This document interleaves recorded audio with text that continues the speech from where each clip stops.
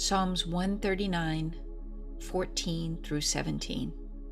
I give thanks to you, for I am awesomely and wondrously made. Marvelously set apart are your works, and my being knows it well. My bones were not concealed from you when I was shaped in a hidden place, knit together in the womb upon the earth. Your eyes saw my unformed body, and in your scroll all of them were written. The days they were formed, while none were united. And how precious are your thoughts to me, O all! How great has been the sum of them!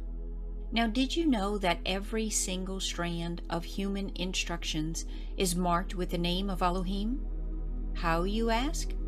Because there are sulfide bonds holding together the two strands that make up the instructions. These bonds occur after the 10th pair of nucleotides, again after the 5th pair, and then 6 pairs later, and again 5 pairs later. The 10th letter of the Hebrew alphabet is Yod. The 5th letter is He. The 6th letter is Ua or Wa. Yod He Ua He spells Yahuah. I will say it again. Elohim's name, Yahuah, Yod He Ua He, is on every human chromosome. You are made in His image and sealed with the name of your Creator. All of the Creator's instructions in your body are hallmarked, and it is this very sacred hallmark that the enemy desires to obliterate.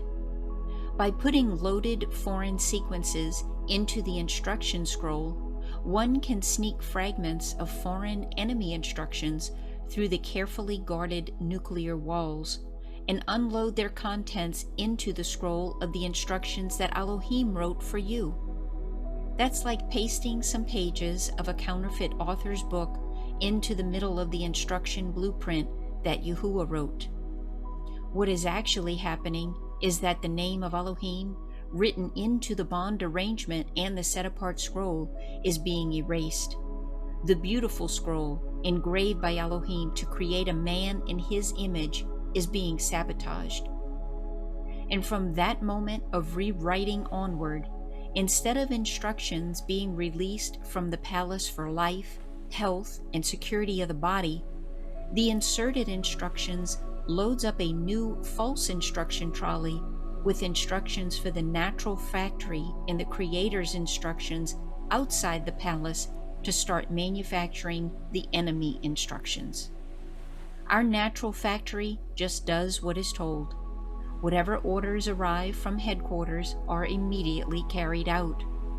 To put it simply, once the Trojan horse is given access inside of us, every single citadel guarding the scroll signed with the name of the Creator within you is hijacked and forced to issue instructions to manufacture the destructive instructions, which will not only completely corrupt you at some point, but also the people around you. It is a cleverly made attempt on a worldwide scale to throw off the rulership of Elohim over His creation. So who is behind this dastardly plot? What does Psalms 2 say?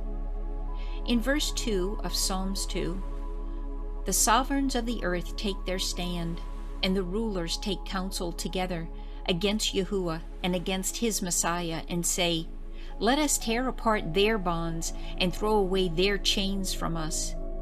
Is it not the carefully placed Creator's instructions that depict His set-apart name, which are disrupted and broken asunder by the contents of the Trojan horse?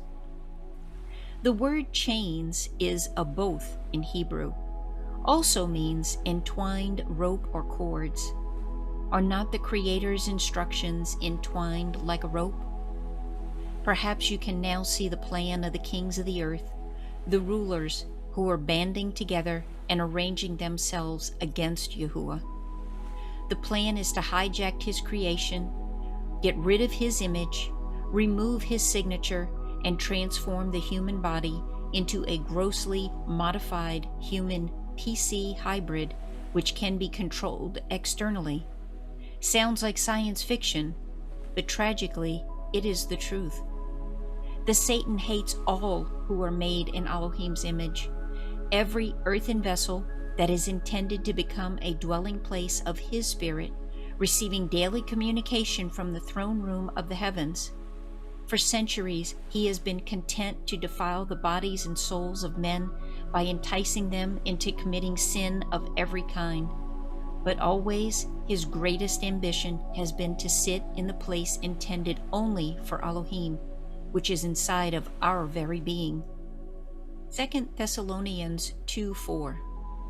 The son of destruction, the lawless one, is revealed, who opposes and is exalted above all that is called Elohim, or that is worshipped, so that he sits as the Father Yahuah in the dwelling place of Yahuah, being accredited that he is Yahuah. Many are waiting for the third temple to be built, so that the anti-Messiah can go and sit in it. But the body of Messiah is the third temple, a temple not built with hands. And the diabolical deception has been underway and continues till today. The first step in this rollout of the plan is to install more abominations that cause desolation right within the set-apart place of the third temple. In the set-apart place, the place where the unique engraved scroll of your Creator is stored in a walled citadel, the enemy has already lifted up his battle cry. How apt is the cry of the psalmist in Psalm 74:3, it says, "Lift up your steps to the endless ruins. The enemy has done all evil in the set-apart place. Your adversaries have roared in the midst of your appointed times. They have set up their own signs as a beacon. It seems as if one had lifted up axes among the thick trees, and now all its carved work they have broken down with axe and hammer. They have set fire to your set-apart place. They have profaned the dwelling place of your name and cast it to the ground. They said in their hearts, 'Let us destroy them all together.' They burned all the appointed places of Elohim in the land. We do not see our signs. There is no longer a prophet, nor any among us who knows how long. O Elohim, how long would the adversary reproach? Would the enemy despise your name forever? Why do you hold back your hand, even your right hand? From the midst of your bosom, end it. For Elohim is my sovereign from of old, working deliverance in the midst of the earth." There is no better description of what is happening everywhere within everyone than these words. And in every nation, believers are being coerced by the Satan and his minions into receiving his instructions over the Creator's precious name. Is this not causing even more falling away than that of the religions of men described in 2 Thessalonians 2:3? The totality of the scheme is to leave the third temple desolate, destroyed, overtaken, and subjugated to an ancient enemy who always coveted Elohim's throne, our heart, and the worship of Elohim's bride. The Greek for falling away means defection from truth and comes from Strong's G 647, which means to separate, a writing of divorce. How significant that a fragment of the Creator's original design is what separates or breaks asunder the record of Elohim's name that is written within us on our instruction scroll. Now obviously, the smuggling in of the Trojan horse into the guarded throne room involves deception and subterfuge. No one would allow such an intrusion into their temple if its true contents were advertised. The deception is enacted under the guise of a delivery of a basket of wishes for health and happiness.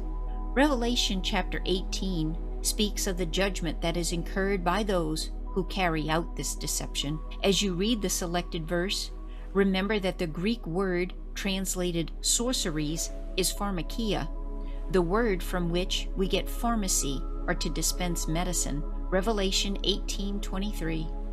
For your merchants with the great ones of the earth, for by your sorceries all nations were deceived.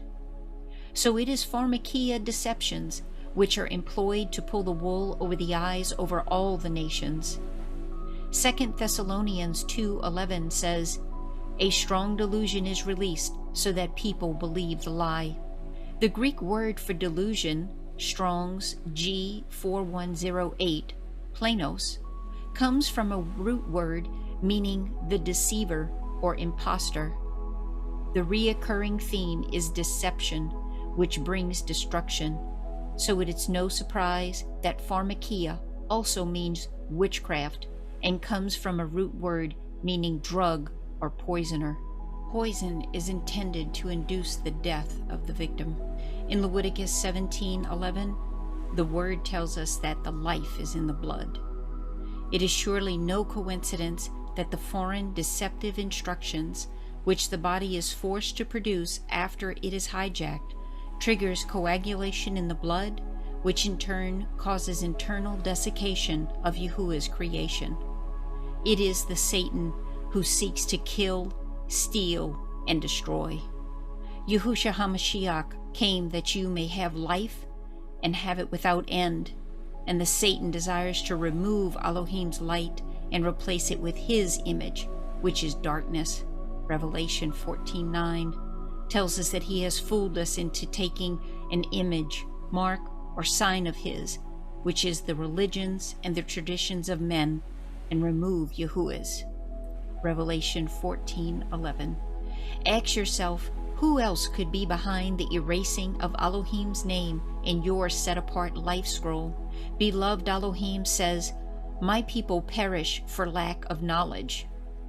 Many religious leaders worldwide are urging their congregations to receive Satan's offer. May the sheep wake up and see the age of the precipice before they plunge over it. I would urge you to guard and keep your temple most set apart unto Yahuah. Do not allow it to be breached. Cherish Yahuah's name written in the instructions, the scroll of life within you, and take refuge under the shadow of his wings. Do not run back to Babylon for help.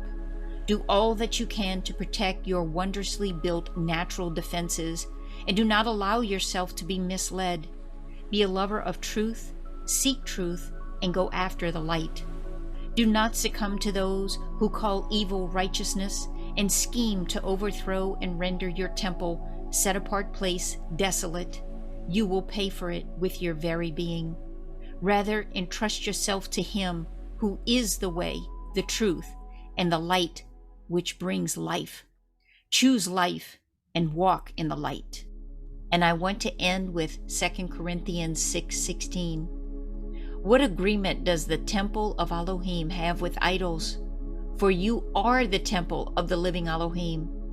As Elohim has said, I will dwell in them and walk among them, and I will be their Elohim, and they shall be my people.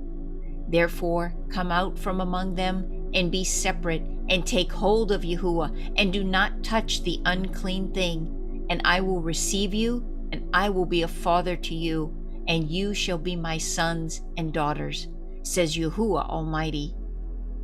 Unclean thing, and the word for unclean in Greek is Strong's G169, akathartos, unclean, corrupt, defiled, and demonic. May Yahuah Almighty give you the strength to stand, not compromising in the days which we are facing. Hallelujah, hallelujah, hallelujah.